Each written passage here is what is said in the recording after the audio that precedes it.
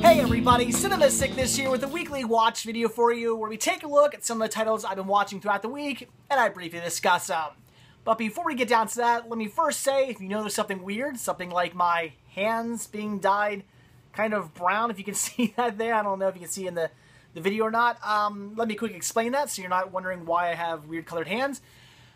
I was actually doing some preemptive work before we get around to re-waterproofing that one part of the basement we need to fix. I was using some industrial adhesive, and it does warn you on the package that you should wear gloves because it will stain your hands if you get on your hands. And I didn't read that, and I got it on my hands. So that's what I get for not reading instructions and warning labels on stuff. But hey, I'm a man. I don't need no instructions. I don't need no warning labels.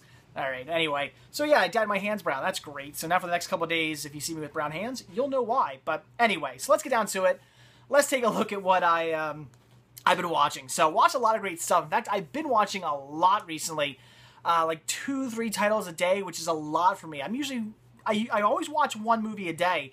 But, you know, 2-3 movies a day, I haven't been doing that in the past few years, actually. It's been maybe like 3-4 years since I've been on that kind of a kick. I remember like a couple years ago, you know, I'd be coming home from work and watching like 3 or 4 movies a day. But recently, just with, you know, having the house now and having a baby on the way and just doing these videos and hunting and stuff, just a lot of stuff to do. Very, very, very busy. And as such, I've only really been watching one movie a day for the past like year or two. But recently, I just had a lot of free time, so been watching a ton of stuff. Everything I'm going to show you right here, this is just the tip of the iceberg. There's a lot more to come. So anyway, let's stop talking and blabbering on and get down to it. So the first title I checked out here was one I definitely wanted to see, and that was Pacific Rim. Really wanted to check this movie out because I had heard such great things about it. Everybody was talking about this movie and just saying it was fantastic when it came out. So it was definitely one I wanted to see. And I loved it. Thought it was a lot of fun. Really good. Definitely a great watch. If you love like classic movies like Godzilla and stuff like that, you're going to really enjoy this movie. It was definitely a lot of fun. Now, would I say it's quite living up to the hype it's getting? I mean, this movie, when this movie came out, it was just getting such crazy hype. I don't know if I'd say that. The movie didn't blow me away. I mean, it was good. It was really enjoyable, but I wasn't taken back by it. This isn't one of my all-time favorite movies now. I wouldn't even say it's one of the best movies of the year. I don't know about that, but it was damn good. Would I recommend it? Definitely. Again, if you like Godzilla-type movies, this is one to see, because that's what it's about. It's about giant monsters right there, and giant robots battling them. I mean, how cool is that?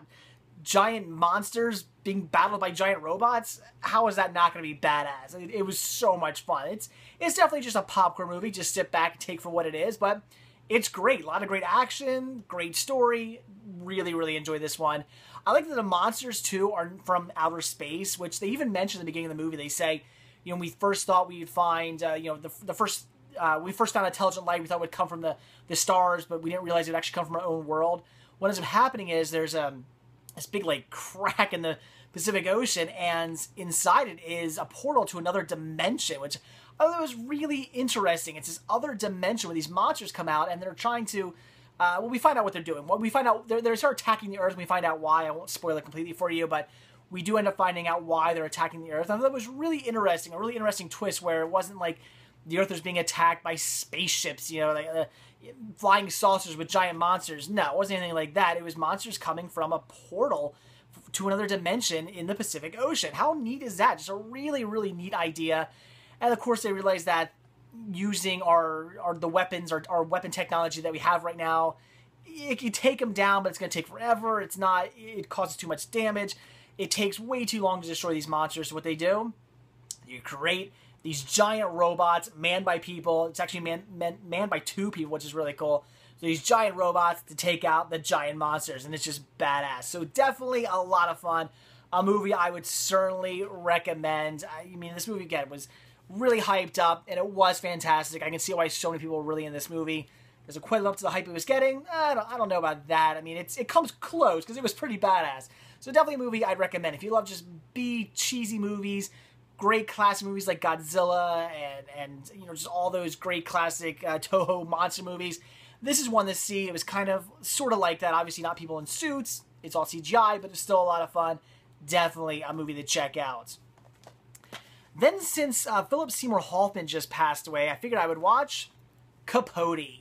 Now this is my second time watching this movie. The last time I saw it was right around when it first came out. Picked it up for really cheap at a Blockbuster video back in the day, and I remember not really liking it all that much. However, back when this movie came out, was right around kind of when I started collecting. I started collecting in 2001.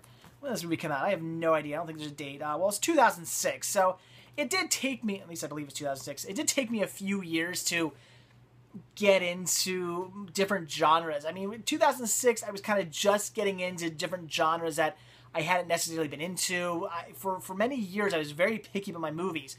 Only like certain titles, certain genres. Hell, it took me a while to get into things like Star Wars even. I mean, I wasn't a big sci-fi fan when I first started collecting. It was just how I was. Now I love sci-fi movies. I mean, I've just recently got into Westerns and stuff like that. I mean, for a while, I wasn't even watching Westerns. Now I absolutely love them. So, things like that where, it just takes me a while to get into some different genres. And a movie like this just really wasn't anything I was all that into back then. But I knew that now that I had broadened my horizons, I was into all kinds of different genres now, movies that I didn't like back in the day, I've rewatched and enjoyed. I knew I'd probably enjoy this movie since a lot of people say very good things about this movie, and critics seem to really like it. So I kind of figured that watching a second time was probably a good idea. I'd probably enjoy the second time around, and sure enough, I did. I really enjoyed the hell of this movie. It was a great watch. All about basically this egotistical kind of prick, Truman Capote here. Kind of a dick, and I really enjoyed about that movie. I mean, the whole time I'm thinking, wow, this guy's just all about self-gain.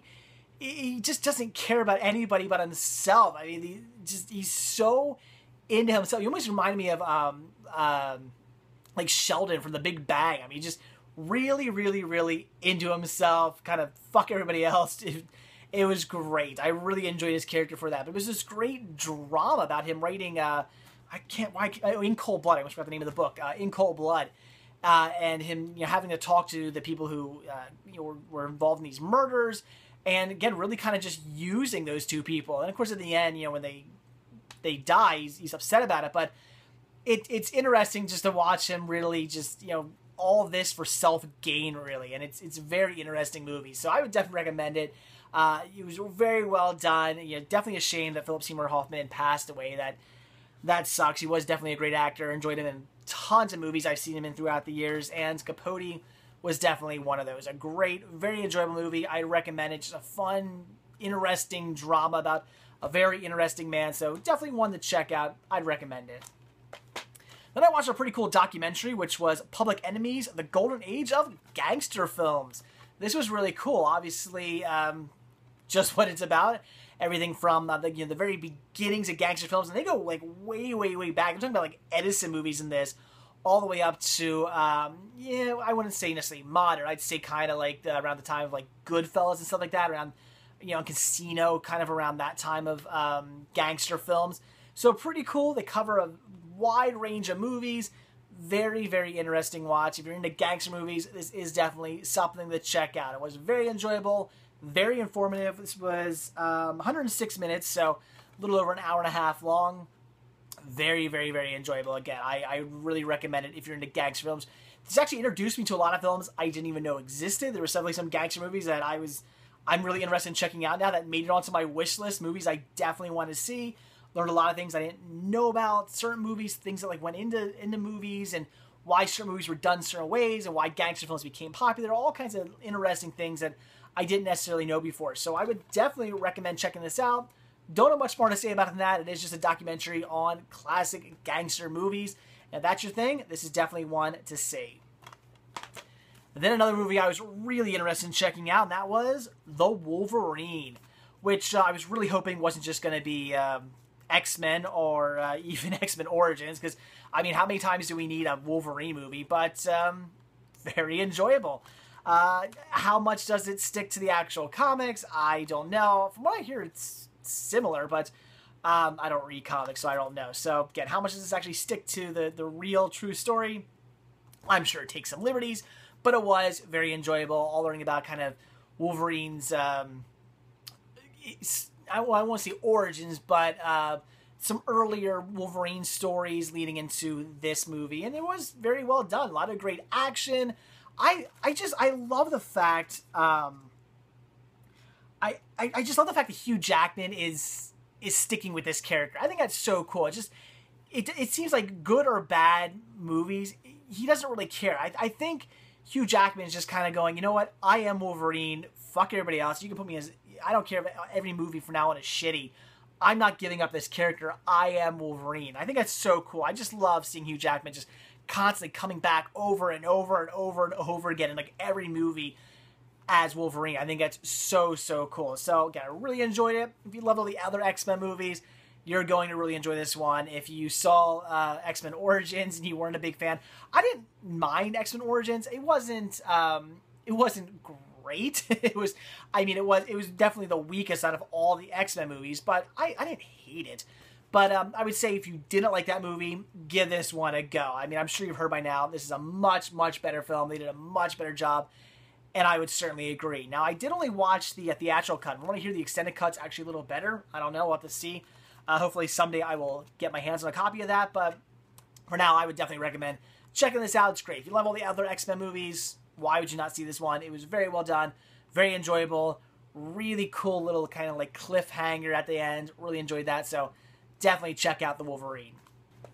Then I watched another CGI animated movie, and this time in 3D with Escape from Planet Earth. This was another one I was pretty interested in checking out. This is one of those movies that just kind of came and went into theaters. It didn't really, I don't think did all that well. I mean, I remember this movie being in the theaters. I remember seeing the trailers for it, but then I didn't really hear anybody talk about it. It seemed to just go in theaters and then just immediately leave without any kind of buzz. And I can see why. This was an enjoyable movie. I would recommend it. If you're a fan of CGI animated films, this is certainly one to see. It was enjoyable.